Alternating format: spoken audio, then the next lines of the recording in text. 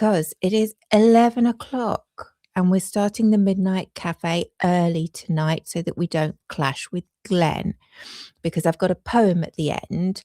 And anyone who wants to leave, who that's not your cup of tea, you are most welcome to. You can go and get ready at your leisure for Glenn, but I didn't want to risk clashing because, let's be honest, I stole most of you from over on Glenn's live, so it'd be a bit rude to hold you hostage.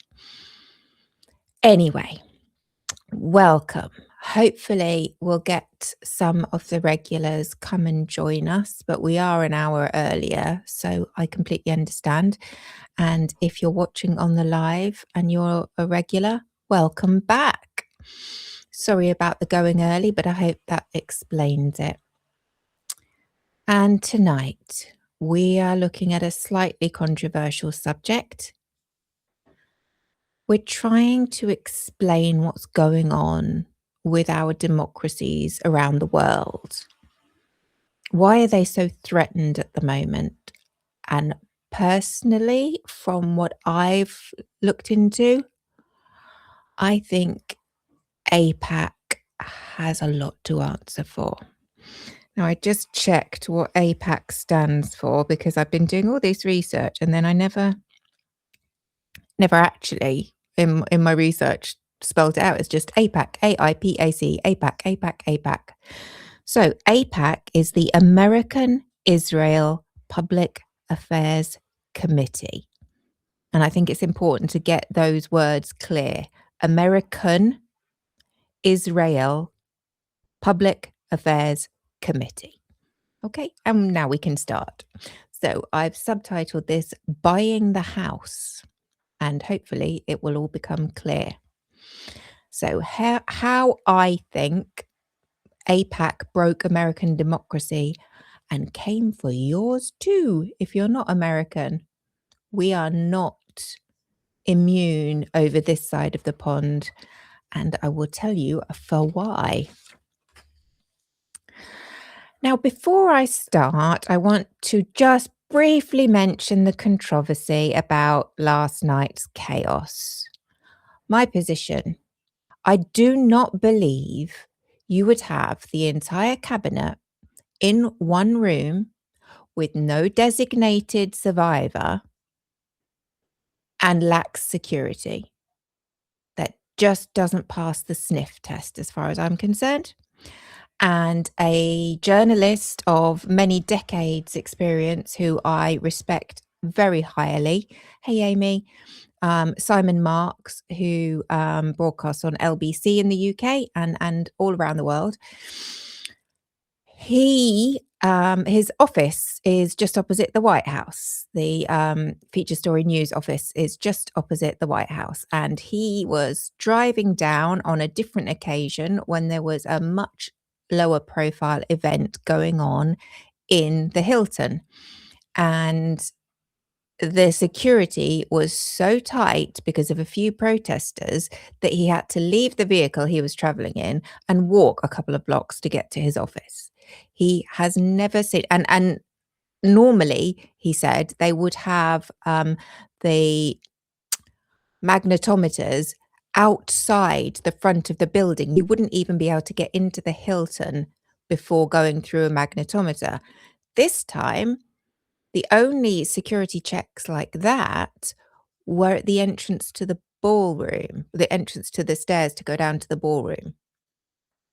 So anybody in the hotel could be doing anything they liked, moving around freely, putting together submachine guns or whatever the person in question chose to use. And so long as they get a good run up, as we saw last night, they're free to go.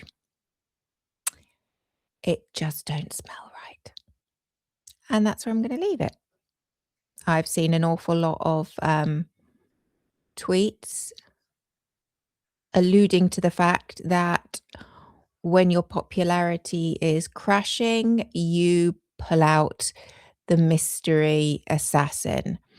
And I couldn't possibly comment on that, but it would seem I'm not alone in my sense that this just don't make no sense, mate. We're not stupid. And just look at their faces. Oh, there's so much. There's so the way there was footage. We were watching it as a group last night. We were literally like, what the actual is happening? And there were journalists, they're just milling around, finishing off their dinner. I've seen footage of journalists nicking the bottles of wine off the table. This is how terrified they are. And then the footage of that gang in the White House press briefing room, all giggles and smiles. Caroline Levitt can hardly hold herself together. Melania, who's so distraught and terrified, has got a big fat smile on her face. I'm sorry. You've got to get your stories straight if you want to pull this one off. But that's just my impression. And I hope that they get to the bottom of it and it's all open and transparent and we all understand where the security failings were, which is also curious because apparently there weren't any security failures, which suggests to me that that's exactly how it was meant to go, which is a little odd. But we'll see. I really am going to shut up about it now because the whole world is talking about it. And as Americans, which I believe most of you are, you've probably had it up to here. So one thing I would like to draw attention to, which I found very interesting, another performance, if you like, by your esteemed leader. Did anybody catch the I forget what they call it, what the official name was, but it was like a Bible-a-thon. It was a week of readings from the Bible. It was a big prayer week or something. And Donald Jessica Trump recorded himself reading from the Bible a particular passage as part of this prayer week, this prayer celebration, whatever it was. Now, did anybody else notice anything interesting about the passage of the Bible that Donald Jessica chose to read? Out of the entire Bible, Old and New Testament, which I am passingly familiar with, I'm no student of it, Trump decided to choose a passage from the Old Testament. Okay, maybe unusual, but there's a lot of good stuff in there too. But this wasn't just any Old Testament passage. He read from 2 Chronicles, which is part of the Hebrew Bible, known in Judaism as the Tanakh, the sacred scriptures of the Jewish faith. Just interesting. Just interesting. It's not a passage about Jesus, their Lord and Savior. There's no New Testament theology there. This is the account of King Solomon dedicating the Temple of Jerusalem. It's about God's covenant with the Jewish people, with the house of David, with Israel specifically. It doesn't get more Jewish than Solomon's temple. And I am not in any way, shape, or form suggesting that the president of the multicultural United States, with its separation of church and state, shouldn't choose a Christian passage here, a Jewish passage there, a Muslim passage here. I think that would be beautiful and so uniting. But I just didn't get that was the vibe. It just doesn't feel like that's where he's coming from.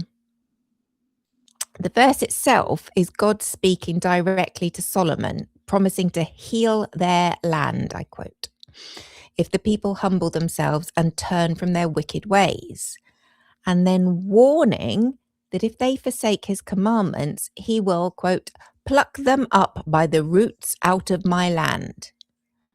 That land being, notably, Israel. Now, Trump has spent his presidency positioning himself as the most pro-Israel president in American history. He moved the embassy to Jerusalem. He recognized Israeli sovereignty over the Golan Heights. His son-in-law, Jared Kushner's family has donated to Israeli settlements. I'm not going to say illegal Israeli settlements, but you might. And when given nearly the entire Bible to choose from, apart from bits that had already been chosen, he picks the passage about God's eternal covenant with Israel, the sanctity of the temple, and the consequences of abandoning the chosen land. Coincidence? Maybe. Maybe the receipts are just hiding in plain sight. In a 2,500-year-old text, read from his desk at the Oval Office, framed as American spiritual renewal, he chose 2 Chronicles. You decide. I just thought it was interesting. Just thought there's a lot of really good Jesus-y type passages in the Bible. I know, I've read some of them. That's not one that immediately springs to my mind, but each to his own. I'm not going to sit here and discredit another man's faith or lack thereof. It's your choice. So, before we start, the editorial disclaimer. Before we go anywhere near the money, the lobbying, or the receipts, a necessary clarity. Jewish is not the same as Israeli. Israeli is not the same as Zionist. Zionist is not the same as AIPAC supporter. These are distinct, separable identities, and conflating them does not protect Jewish people. It weaponizes them, and I'm not here for that. Arab, the term, is an ethno-linguistic identity. Persian is an ethno-linguistic identity. Jewish is simultaneously an ethnicity and a religion. And after 2 millennia of diaspora, Jewish communities span every single continent, culture, and political position imaginable. An organization that spends $127 million, mama with an M, dollars reshaping a legislature does not represent all of them. Many of the most damning critics in this episode are Jewish. Former AIPAC directors, the Anti-Defamation League, the Council on Foreign Relations. Criticizing AIPAC is not anti-Semitism, and I will not accept anybody suggesting that it is. It's accountability journalism, and we have receipts. Because I always bring you receipts. You decide. I'm not here to make up your mind for you. I'm just here for us all to learn together about things I have knowledge gaps on and I find interesting. And if you do too, that's awesome and fantastic. And I hope you'll come back and listen to some more of my explainers.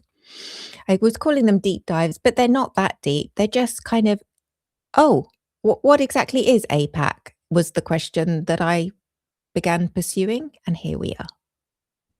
So before we get into the money, and we absolutely will get into the money, let's start where every good expose should start, at the beginning. Because the story of AIPAC doesn't begin with a super PAC or $100 million war chest. It begins with a cover story. Well, who'd have thunk? AIPAC describes itself as America's pro-Israel lobby, an American organization representing American citizens, funded entirely by American donors. And technically, that is true. But the way it got to be technically true is one of the greatest political sleights of hand in post-war American history. Shall I explain? I think I should. AIPAC was actually founded by Isaiah L. Kanan, a man who'd been a registered lobbyist under the Foreign Agents Registration Act, FARA, and who had previously worked as an employee of Israel's Office of Information at the United Nations. AIPAC's predecessor, the American Zionist Council, AZC or AZC, I guess you would call it, has funneled millions of dollars in Israeli government money into US lobbying operations. When Senate investigations exposed the funding trail, the AZC's functions were quietly transferred to the newly incorporated AIPAC in 1963, sidestepping FARA registration entirely. AIPAC was not born, AIPAC was relabeled. And Summer, it is lovely to have you at any time of the day or night. I'm very glad to have you here. Come in, get comfy. We've only just started. We've done a couple of disclaimers. I'm not anti-Semitic, so if you think I am, then you're wrong. There you go. That's pretty much what I said. And Trump read a Jewish passage from the Bible during the Bible worshipping, celebrating week, which I thought was just odd and interesting and suggests, a very close affinity with his Israeli counterpart, perhaps. Just saying. It's interesting. Out the whole Bible, he chooses a Jewish passage. Interesting. That's all. So, FARA, the Foreign Agents Registration Act, that was enacted in 1938, originally designed to counter Nazi and Soviet influence operations in the United States. It requires anyone acting as an, quote, agent of a foreign principal to register with the Department of Justice. Oh, the Department of Justice, that paragon of accountability and justice. Yeah. They have to disclose their contacts, activities, and funding. The law focuses on whose agenda is being advanced, not necessarily where the checks come from. The legal loophole AIPAC exploits is precise because it doesn't receive money directly from the Israeli government and doesn't have Israeli officials sitting on its board. It's not technically, therefore, required to register. So it doesn't. Kinnan himself reportedly said he designed the AIPAC structure specifically so that it would be, quote, legally permitted to engage in political activities while avoiding foreign agent status. Interesting. Some receipts. So, declassified 1984 FBI files reveal AIPAC's early collaboration with Israel's Ministry of Economics. The files document coordination that goes well beyond what an independent American civic organization would have with a foreign government. Interesting.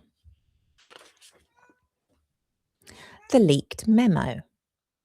Leaked documents show that in 2018, so not that long ago, Israel's Ministry of Justice, I wonder if their Ministry of Justice is as justice-focused as the, United States Department of Justice, just wondering, was actively concerned that compliance with FARA, so this is Israel's Ministry of Justice, they're concerned, compliance with this regulation would damage the reputation of Israeli-directed American groups, and that donors would leave if those groups were registered.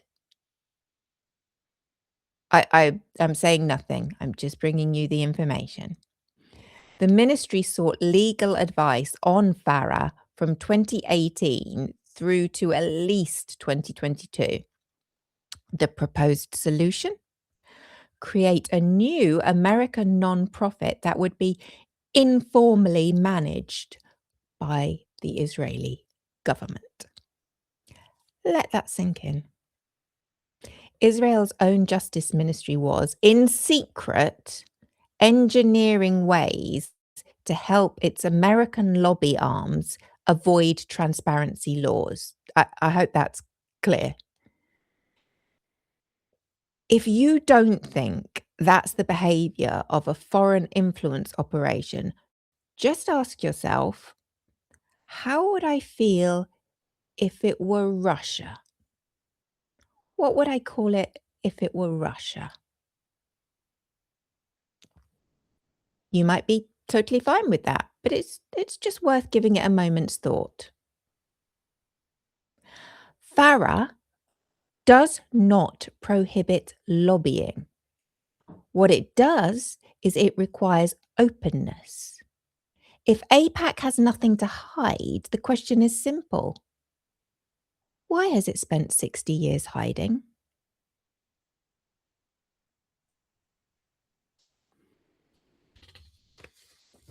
I think it's a question worth considering. As I say, I don't bring the answers. You make up your own minds. I just bring the information that I've learned and we share it together. And we might disagree with how we perceive that information, and that is absolutely fine. We might see it one way today, and then new information comes along and we change our minds. And that's what minds are for. So, the money, yeah, let's have a look at the money. The war chest. So until December 2021, AIPAC didn't have its own PAC, which is funny because, the name kind of makes you think it does, but it didn't. It didn't need one. It operated through a network of individual donors and allied groups, and they would direct money without leaving its own fingerprints. Then it changed tactics, and when it did, it changed them spectacularly. And I'm sure many of you who are familiar with AIPAC are well aware of this, which was all new information for me, which is, it's like Christmas, isn't it? I love learning. So the 2024 election cycle, the most recent general election, total spend. AIPAC's PAC and its super PAC, the United Democracy Project, UDP, spent $126.9 million with an M dollars combined during the 2023-24 election cycle, according to FEC data, including more than $55.2 million in direct donations to federal candidates. AIPAC was the single largest individual single-issue interest group spender in the United States. Its super PAC was described by AIPAC itself as, quote, one of the largest bipartisan super PACs in America.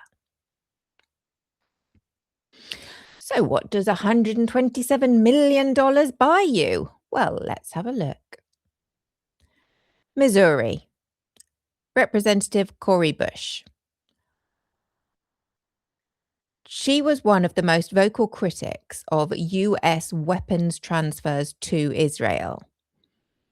The UDP spent $8.6 million against her in a single Missouri Democratic primary, the most expensive nominating contest on record in that state. No other group came close. She lost. Her replacement? The UDP-backed candidate. Well, there's a shocker. Shall we go to New York? Let's. Jamal Bowman. UDP spent millions against Representative Jamal Bowman, another vocal Gaza critic.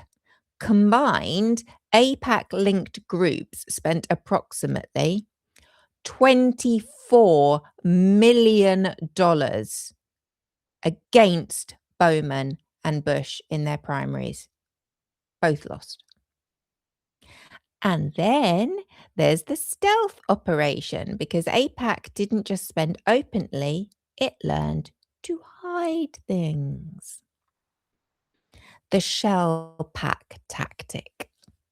For the 2026 cycle that we're in now, AIPAC routed millions through PACs with names like Elect Chicago Women and Affordable Chicago Now, which ran campaign ads making no mention of Israel whatsoever. Investigative reporters at WBEZ and Evanston Now later traced the money back to UDP transfers. AIPAC's fingerprints were invisible until after the votes were counted. So let's have a look at the 2026 war chest. As of early 2026, AIPAC and UDP have already amassed a $100 million war chest for the US midterm elections.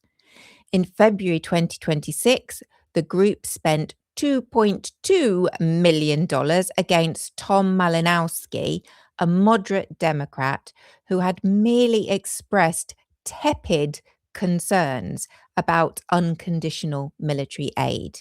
Not a progressive, not even a Gaza critic. A moderate who didn't say how high fast enough to jump.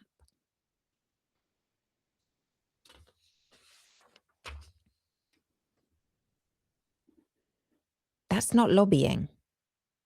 That's intimidation infrastructure.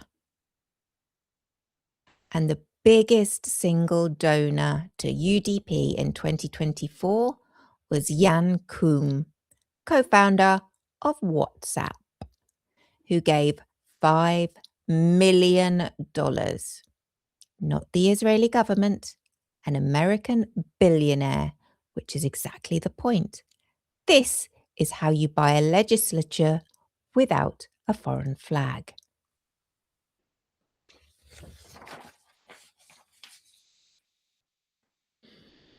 So, let's have a look at what else has been going on. The insurrection receipt. This is the one that kills the democracy defense, and it comes from their own side. AIPAC named its super PAC the United Democracy Project. We've already mentioned them, the UDP. Say that out loud. The United Democracy Project. And then they gave money to the people who tried to end democracy.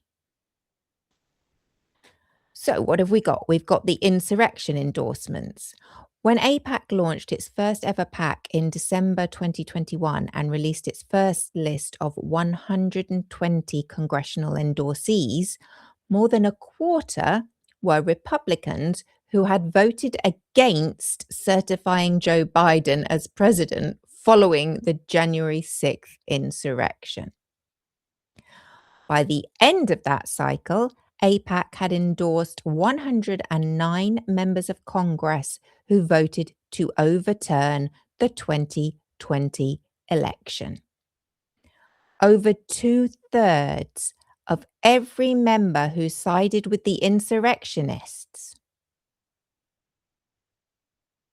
including Jim Jordan, Scott Perry, Steve Scalise. And the condemnation that followed came not from the progressive left, as Trump and co would like to scream. It came from inside the pro-Israel establishment itself. They were the ones doing the heaviest criticizing. Then we have the Council on Foreign Relations. Richard Haas, then president of the Council on Foreign Relations, stated that in his opinion it was, quote, morally bankrupt and short-sighted to back politicians who undermine democracy just because they support Israel, end quote. And he added that what ties the two countries is a commitment to democracy and that an undemocratic America could easily choose to distance itself from the Jewish state. Just because they're making the right noises now and nods in the right direction doesn't mean that that's the direction they're going to carry on going. Look at some of the people in the MAGA base. They're an equal opportunities hater. They hate everyone. Black, gay, women, trans, and yes, I'm ever so sorry, they hate Jews too. Just look at Charlottesville. Then we have the former US ambassador to Israel. That is Daniel Kurtzer. And he said it was, quote, very disappointing that AIPAC has turned a blind eye to the damage that these people have done to our democracy. Oh, sorry, Summer. I hope it figures itself out. Yes, so that's US Ambassador to Israel, Daniel Kurtzer.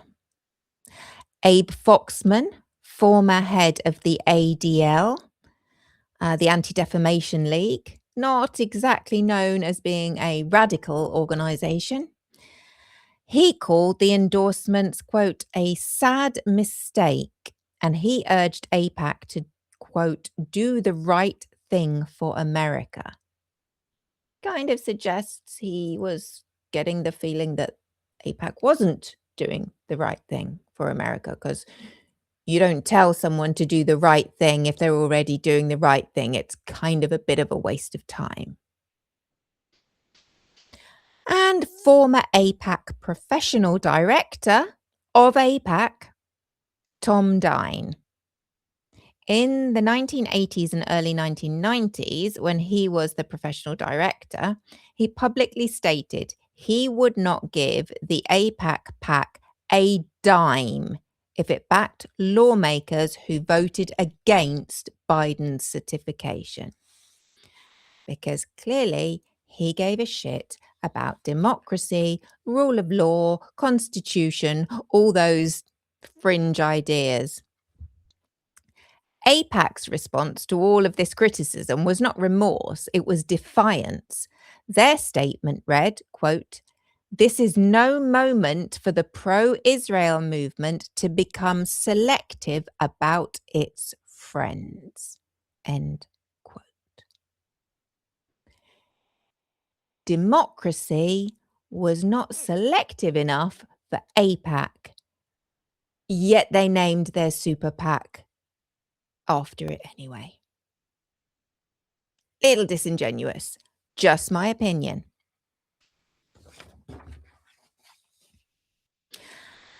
And I'm not immune to the erosion of democracy sat here in my comfortable London living room, because they're coming for us too. Elnet. This is the UK operation and the export of the AIPAC model. So if you're listening in the UK, in Europe, in Canada, this chapter is for us, because everything AIPAC built in Washington is being replicated right now in our parliaments, on our campuses, in our policy forums. So what is Elnet? AIPAC for Europe.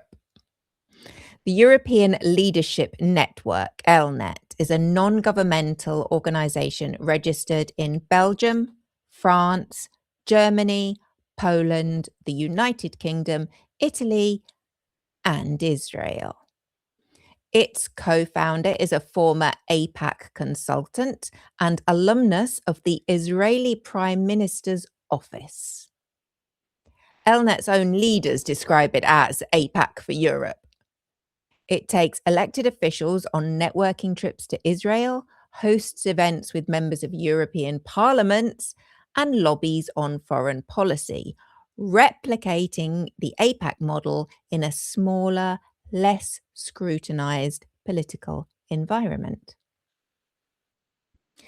Elnet itself credits itself with convincing Germany to approve a 3.5 billion billion with a B dollar deal to purchase Israeli drones and rockets.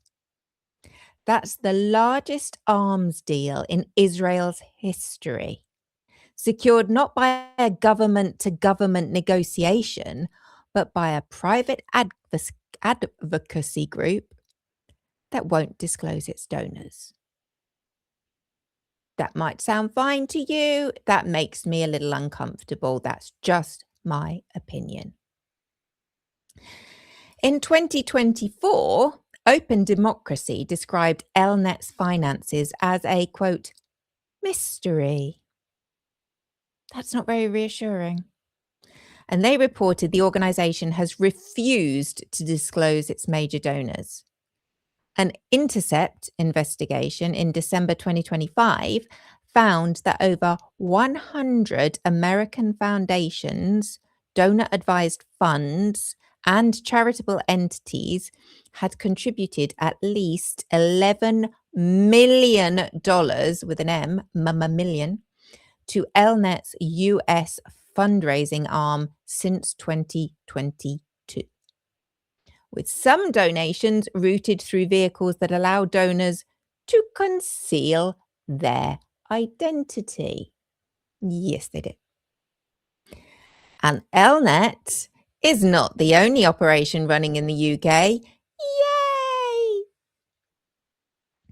Yay! UK campus operations, because of course they do. AIPAC's channeling funds into British universities through the PINSKER, PINSKER Centre, a campus-based think tank. Documentary evidence, including a Channel 4 investigation, and Channel 4's investigations are second to none. They really do their homework. This documentary also exposed plots by the Israeli embassy in London to identify and target UK public officials viewed as insufficiently supportive of Israeli government policy. The scoundrels. A press monitoring group called Honest Reporting, headquartered in Jerusalem, has regularly challenged BBC and Guardian. That's one of our big, more left-leaning newspapers, more truth-telling, some might say. I personally think that, but that's just my opinion. Yes, so Honest Reporting in Jerusalem criticised BBC and Guardian coverage of Israel and challenged its veracity. And then we come to the anti-Semitism tactic, which I personally find absolutely disgusting. There is a lot of anti-Semitism in the world. It has been responsible for some of the most horrific atrocities this planet has ever seen one human do to another human. Don't use it as cover for bad behavior. You know, there are real people.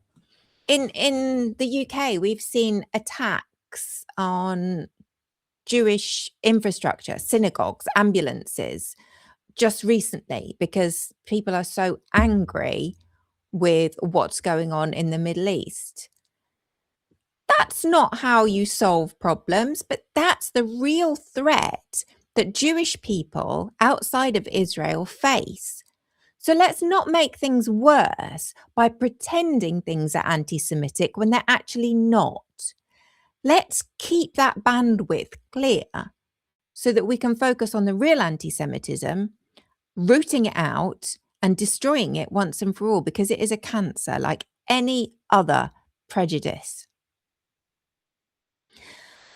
Yet members of the Labour Friends of Israel, an organisation in the UK, systematically apply the label anti-Semitic to any criticism of Israel, of the government, of the country, of policy decisions, a tactic that was, for a while, highly effective in purging Labour of any pro-Palestinian MPs and party members. And it really had. You just ask Zara Sultana or Jeremy Corbyn.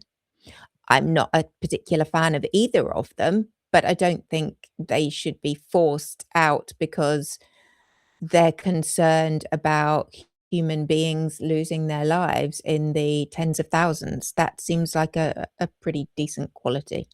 Just that on its own. Don't agree with an awful lot of their positioning on other things, and I don't have to because they're not asking me to. Labour Friends of Israel conflated policy disagreement with racial hatred, and that's just disgusting. It turned forums of political debate into forums of inquisition, and that helps nobody. The template is the threat. It's not the specific outcomes, the arms deal, the campus think tank, the whipped parliamentary votes. It's the machinery. Shell funding, undisclosed donors, all expenses trips for legislators, and a ready-made accusation to deploy against anyone who asks questions. This is not an American problem that we're watching from a safe distance. It's already in our building. It's all our problem. So, the pushback. Why it matters? That it's working. We don't do doom and gloom and despair on this show. We bring summer in for the rainbows when the rest of them can't find those silver linings on the clouds. We do accountability, receipts, and points of light, as Glenn Kirshner would say, reasons for hope. So here it is. AIPAC spent $127 million on the 2024 elections, as we already mentioned. And the pro-Israel consensus in the Democratic Party is still collapsing anyway. Because when you have to spend that much money to stop people asking questions, you've already lost the argument. In 2025, just last year, multiple sitting Democrats, including Deborah Ross, Valerie Fouché, Morgan McGarvey, and Seth Moulton, publicly stated they would no longer accept donations from AIPAC. Gavin Newsom, in the context of a widely discussed potential presidential run, said he would not take AIPAC money. The calculation is changing. For a growing number of politicians, AIPAC support is now a liability, not an asset. And that's good because they have not been behaving in a way that furthers democracy. And in a country with the democratic heritage of the United States, anyone working against democratic ends surely has no business being involved in policy making. So heading into the 2026 midterms as we are, AIPAC and its preferred candidates have visibly pulled back from the aggressive, proud public strategy they ran back in 2024, just 2 years ago.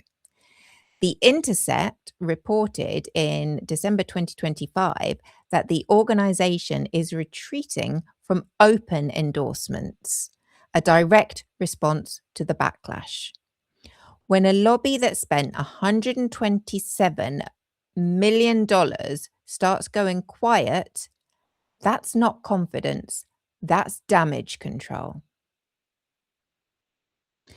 The Reject AIPAC Coalition, which is the Democratic Socialists of America, Justice Democrats, Working Families Party, Our Revolution, and If Not Now, and others, exists specifically to make that money toxic before it even lands. They publish donation histories, they track PAC connections, they make the receipts visible, and that's all we want. No secrets, please. Epstein files. And Track AIPAC, which you can find at trackapac.com, TRACKAIPAC, trackapac.com, does exactly what it says on the tin. It maps every dollar, every endorsement, every connection, so that voters can see who their representatives are really working for. Hey, Connie, sorry I didn't see you creep in there. Hope you're comfortable. So, I ask this question to you all in the US, in the UK, in Europe, Canada, wherever you may be. The question is not, do you support Israel? The question is, do you support a model of democracy where a single issue lobby can spend $127 million to reshape legislature, endorse insurrectionists, hide its money in shell packs, and export that entire architecture into your parliament with no transparency obligations, no accountability, and a ready-made smear for anyone who questions their motives? That's not pro-Israel. That's anti-democracy. That's against everything that we believe in. And we have the receipts.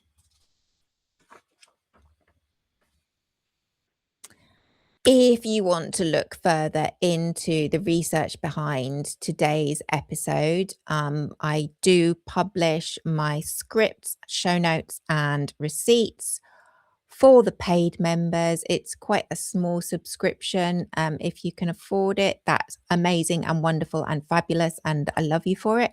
Otherwise, just keep coming back, listening to my, what did I decide to call them? Explainers.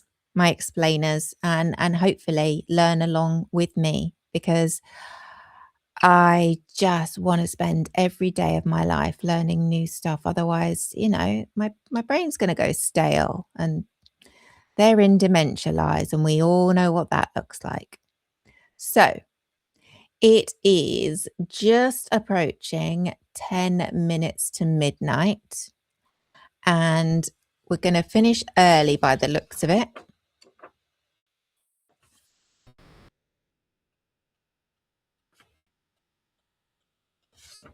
So just to finish off, I would like to share a poem that I really, really, really love. And I heard it for the first time delivered by a YouTuber called Forrest Valkai. And he's like a science guy. He's really smart and really enjoyable to watch. And he'd noticed that there was an awful lot of talk around the poem First They Came. And we all know how that poem goes. And he said it reminded him of a poem that he learnt off by heart by Maurice Ogden called The Hangman. And for those who don't want to stick around and listen to the whole poem, because it's about 7 minutes, just to give you an idea of what you want to do with your time. So it was written in 1951, as I say, by Maurice Ogden, and it was written in the shadow of McCarthyism, but it really could have been written about any era in which power systematically silences dissent one group at a time, while everyone else stands by and decides it's not their problem yet. Much like is potentially happening with the First Amendment in the United States, and why that whole dinner last night was such a farce. I mean, before the performance art of the gunman. AIPAC's playbook: primary the progressives, neutralize the moderates, terrify the middle. This is the hangman in pack form. See if you can recognize it. By all means, read the poem at your own leisure, but for anyone who wants to hear, It's a narrative poem and it's long, but the structure of it is the point. A hangman arrives in a town and builds a gallows. One by one, he hangs the residents: a foreigner, a Jew, a black man, a political dissident. And each time the townspeople say nothing because it's not them. In the final stanza, the narrator is the last one left, and the hangman turns to him with the line, "I did no more than you let me do." Republican Party in Congress. So if you're all sitting comfortably, this is The Hangman by Maurice Ogden. Into our town the hangman came, smelling of gold and blood and flame, and he paced our bricks with a diffident air and built his frame on the courthouse square. The scaffold stood by the courthouse side, only as wide as the door was wide, a frame as tall or a little more than the capping sill of the courthouse door. And we wondered, whenever we had the time, who the criminal, what the crime. The hangman judged with the yellow twist of knotted hemp in his busy fist. And innocent though we were, with dread we passed those eyes of buckshot lead, till one cried, "Hangman, who is he for whom you raise the gallows tree?" Then a twinkle grew in the buckshot eye, and he gave us a riddle instead of reply. "He who serves me best," said he, "shall earn the rope on the gallows tree." And he stepped down and laid his hand on a man who came from another land. And we breathed again, for another's grief at the hangman's hand was our relief. And the gallows frame on the courthouse lawn by tomorrow's sun would be struck and gone. So we gave him way and no one spoke, out of respect for his hangman's cloak. The next day's sun looked mildly down on roof and street in our quiet town, and stark and black in the morning air, the gallows tree on the courthouse square. And the hangman stood at his usual stand with the yellow hemp in his busy hand, with his buckshot eye and his jaw like a pike, and his air so knowing and businesslike. And we cried, "Hangman, have you not done yesterday with the alien one?" Then we fell silent and stood amazed. Oh, not for him was the gallows raised. He laughed a laugh as he looked at us. "Did you think I'd gone to all this fuss to hang one man? That's a thing I do to stretch the rope when the rope is new." Then one cried, "Murderer!" One cried, "Shame!" And into our midst the hangman came, to that man's place. "Do you hold," said he, "with him that's meant for the gallows tree?" And he laid his hand on that one's arm, and we shrank back in quick alarm. And we gave him way, and no one spoke, out of fear of his hangman's cloak. That night we saw with dread surprise the hangman's scaffold had grown in size, fed by the blood beneath the chute. The gallows tree had taken root, now as wide or a little more than the steps that led to the courthouse door, and as tall as the writing, or nearly as tall, halfway up on the courthouse wall. The third he took, and we had all heard tell, was a usurer, an infidel. And "What," said the hangman, "have you to do with the gallows bound?" and he a Jew? And we cried out, Is this one he who has served you well and faithfully? The hangman smiled. It's a clever scheme to try the strength of the gallows beam. The fourth man's dark accusing song had scratched out comfort hard and long, and what concern, he gave us back, have you for the doomed and black? The fifth, the sixth, and we cried again, Hangman, hangman, is this the man? It's a trick, he said, that we hangmen know for easing the trap when the trap springs slow. And so we ceased and asked no more, as the hangman tallied his bloody score, and sun by sun and night by night the gallows grew to monstrous height. The wings of the scaffold opened wide till they covered the square from side to side, and the monster crossbeam looking down cast its shadow across the town. And through the town the hangman came and called in the empty streets my name. And I looked at the gallows soaring tall and thought, there's no one left at all for hanging, and so he calls me to help him pull down the gallows tree. And I went out with right good hope to the hangman's tree and the hangman's rope.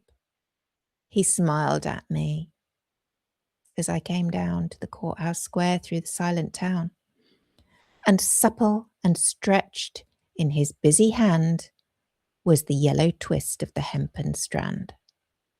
And he whistled his tune as he tried the trap, and it sprang down with a ready snap.